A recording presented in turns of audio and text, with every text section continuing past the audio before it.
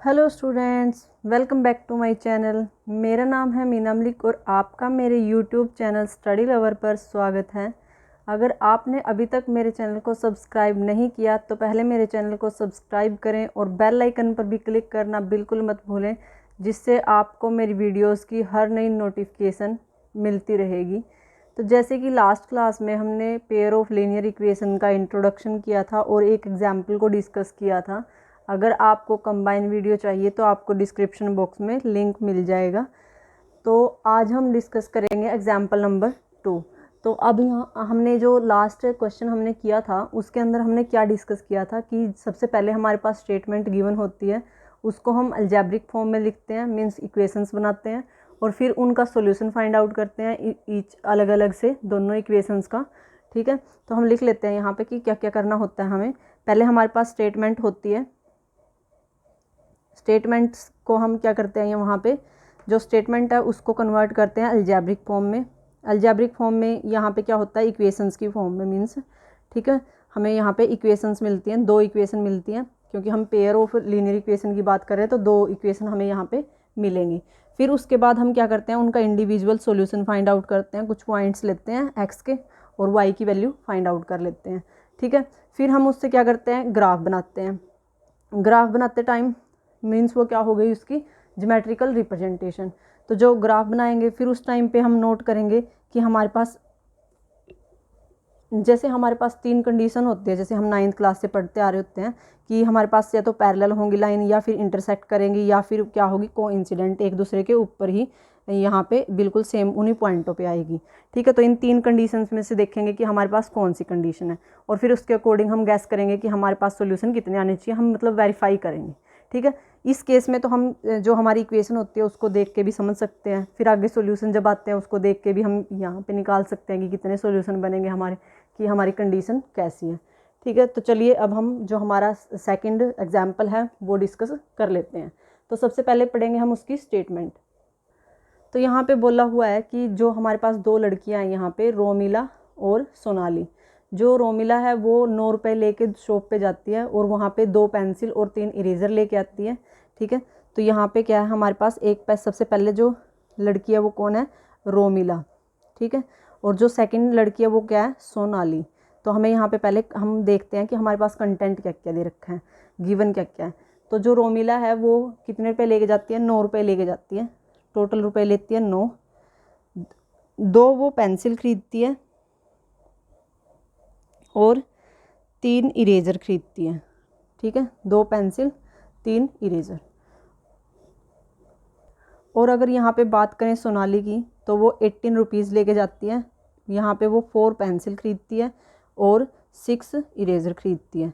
ठीक है, तो अब हमें क्या करना है, इसकी स्टेटमेंट हमें पता लग गई। अब हमें इसको किस में कन्वर्ट करना है, इक्वेशंस में।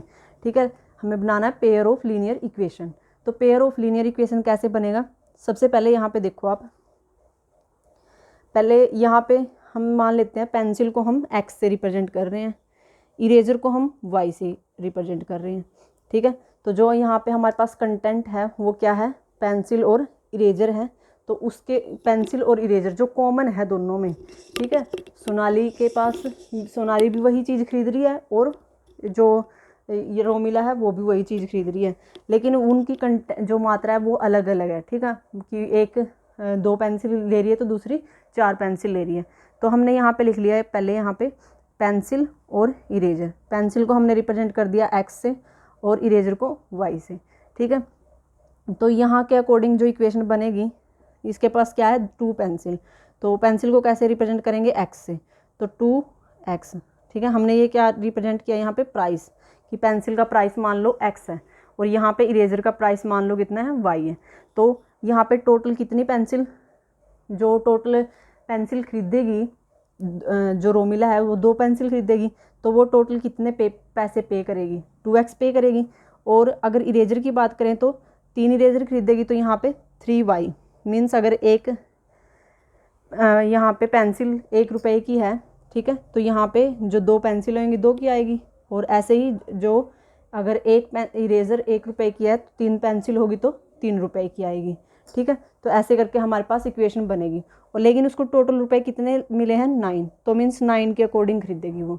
अब यहाँ पे प्राइस जो आएगा ना ये 1 तो हमने वैसे एस्टिमेट करके बताया है, तो यहाँ पे क्या होगा, तो एक एग्जाम्पल था सिर्फ, ठीक है, कि 1 ले लिया हमने, वो कोई एग्जैक्ट वैल्यू नहीं थी इसकी। तो एग्जैक्ट वैल्यू तो यहाँ से निकलेगी कि वो 9 रुपये में कैसे डिस्ट्रीब्यूट करेगी, कि उसने 3 तो इरेज़र लेनी है और 2 यहाँ पे पेंसिल लेनी है। ऐसे ही अगर हम सोनाली की बात करें, ये रोमिला की बात थी, अब सोनाली की बात करें तो क्या वो 4 पेंसिल लेगी। तो एक पेंसिल का प्राइस कितना है x, तो 4 पेंसिल का कितना होगा 4x। ऐसे ही अगर हम यहाँ पे बात करें इरेज़र की, तो 6 इरेज़र का कितना होगा 6y। अब टोटल पैसे कितने लेके आई 18, तो यहाँ पे इक्वेशन क्या बनी ये वाली, ठीक है। तो अब हमने स्टेटमेंट से इक्वेशन फाइंड आउट करने का काम तो ये कर लिया, ठीक है। इक्वेशन हमारे पास बन गई, 2 इक्वेशन बन गई, तो means pair of linear equation आ गया। और ये क्या है 2 वेरिएबल्स में है x और y में। अब हमें निकालने हैं इनके सॉल्यूशन, तो मीन्स कुछ पॉइंट, तो पॉइंट फाइंड आउट करेंगे अब हम इसके। तो अब हम इंडिविजुअल्स जो इक्वेशन हैं उनके सॉल्यूशन फाइंड आउट करेंगे। तो यहाँ पे देखो हमारे पास जो फर्स्ट इक्वेशन है वो क्या बनी, वो बनी 2x + 3y = 9। तो अब हम इसकी यहाँ पे x की वैल्यू रखेंगे और y की वैल्यू फाइंड आउट करेंगे। तो x को हमने पहले 0 रख लिया, तो y की वैल्यू यहाँ से क्या आई 2 0, ऐसे नहीं करेंगे, तो यहाँ पे 3y है ना, 3y रख देंगे और 2 इसको प्लस में ही रखेंगे अभी = 9। तो ये 0 है, तो इसको तो यहाँ पे माइनस तो होगा नहीं इसमें से, तो यहाँ पे बचेगा 3y = 9, 3y = 9।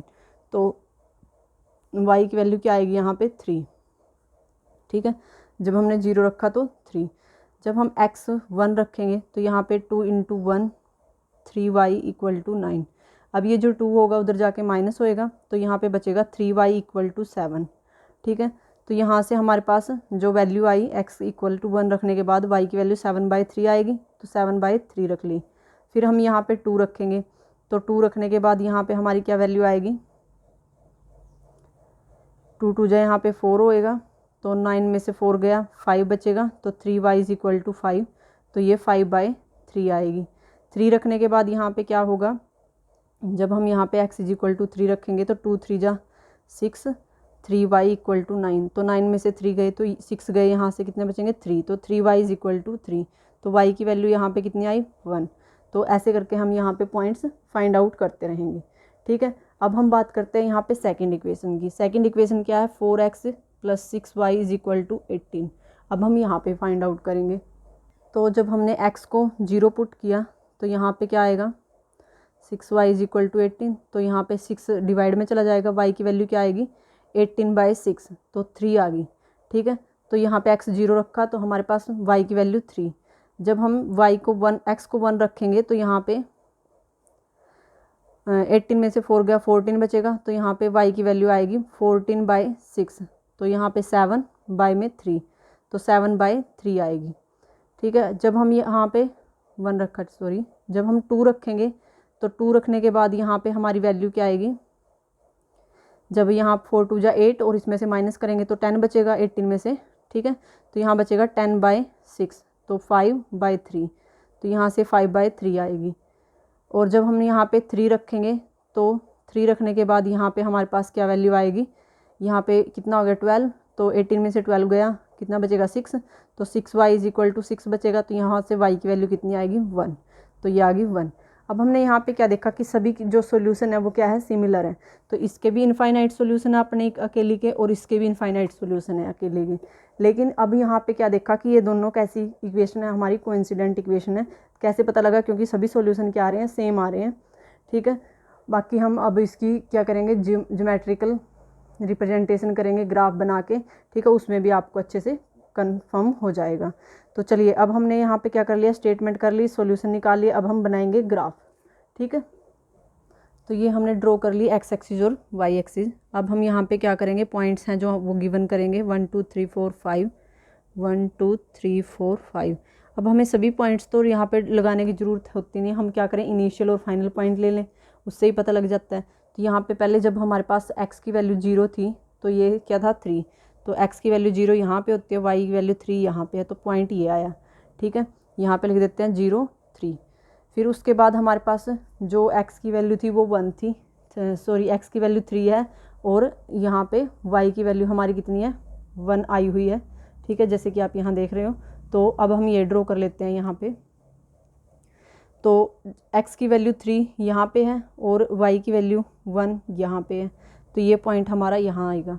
अब हम क्या करेंगे, इस पॉइंट को मिला लेंगे, ठीक है, ये हमने यहाँ पे पॉइंट को मिला लिया। अब हमारे पास ये पॉइंट कौन सा है 3,1। अब अगर हम यहाँ पे जो हमारी सेकंड इक्वेशन की हमारे डाटा टेबल है, अगर इसके बाद में देखें तो यहाँ पे भी 0 में 3 आई है और 3 में 1 आई है, तो मीन सेम पॉइंट यहीं आएंगे। तो हम यहाँ पे रख देंगे यहाँ पे कि ये जो फर्स्ट इक्वेशन हमने ड्रॉ की थी ये 2x + 3y = 9 के लिए की थी। अब जो सेकंड आई है वो भी सेम इसके ऊपर को ही आई है, इन्हीं पॉइंटों के ऊपर को आई है, ठीक है। तो उसके लिए हम यहाँ पे रिप्रेजेंट कर देंगे कि 4x + 6y = 18 के लिए भी यही हमारी इक्वेशन आई है। तो ये बन गया हमारा ग्राफिकल रिप्रेजेंटेशन। अब हमने वहाँ पे जो 9th क्लास में किया था कि 3 कंडीशन होती है पैरेलल, इंटरसेक्ट और कोइंसिडेंट की, तो अब हमारे पास कौन सी फॉर्म है, ये हमारी कोइंसिडेंट वाली फॉर्म है। और हमें पता है कि कोइंसिडेंट की जो हमारी लाइंस होती हैं उसके अंदर क्या होता है, हमारे पास इनफाइनाइट सॉल्यूशन होते हैं। मींस एक जो फर्स्ट इक्वेशन है उसके जितने सॉल्यूशन पॉसिबल है उतने ही सॉल्यूशन हमारी सेकंड इक्वेशन के भी पॉसिबल हो सकते हैं, और एक इक्वेशन के कितने सॉल्यूशन हम फाइंड आउट कर सकते हैं, इनफाइनाइट सॉल्यूशन, ठीक है। तो ये था हमारा सेकंड एग्जांपल। आई होप कि आपको अच्छे से समझ में आया हो। अगर आपको इससे रिलेटेड कोई भी क्वेरी हो तो आप कमेंट बॉक्स में कमेंट करके बता सकते हो, और अगर आपको किसी अलग टॉपिक पे वीडियो चाहिए मैथ से रिलेटेड, ठीक है, तो आप वो भी कमेंट करके लिख सकते हो, तो आपको उसका सॉल्यूशन मिल जाएगा। तो आई होप कि आपको वीडियो अच्छी लगी, तो वीडियो को लाइक और शेयर ज़रूर करें और कमेंट बॉक्स में कमेंट करना बिल्कुल मत भूलें। अगर आप मेरे चैनल पर नए हैं तो मेरे चैनल को सब्सक्राइब करें। तो चलिए मिलते हैं नेक्स्ट क्लास में, तब तक के लिए bye bye and all the best.